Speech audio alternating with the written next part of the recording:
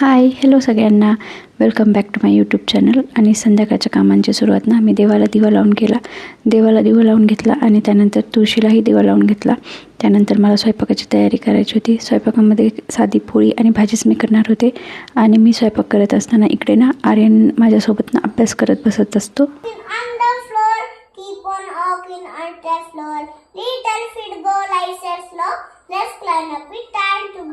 Slowly, turn up place in your body place. तर मुलांचा अभ्यास सुरूच होता, पण मी ना माझ्या स्वयंपाकाला लागले, कारण की मग खूप लेट झाल्यानंतर मुलांनाही भूक लागते. तर मस्त टोमॅटोची चटणी आणि पोळ्या एवढं साधाच स्वयंपाक करणार होते मी.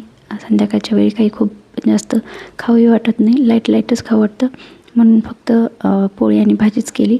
आर्यनचे डॅडीही आलेली होते, त्यामुळे पटकन स्वयंपाक करून घेतला आणि मुलांनी इकडे तयारी केली जेवणाची. म्हणजे आसन वगैरे टाकणं किंवा छोट्या छोट्या गोष्टी वगैरे आणणं ना, हेच करतात.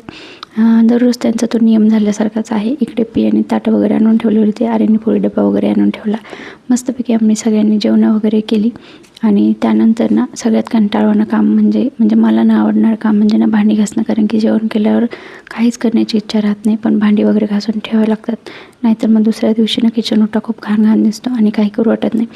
भांडी वगैरे घासून घेतली, किचन ओटा वगैरे साफ करून घेतला, मी झाडून वगैरे मारून घेतला पूर्ण घरामध्ये आणि घर स्वच्छ करून घेतलं. तर असं माझं इव्हिनिंगचं हे मोस्टलीचं रुटीन आहे दररोजचं.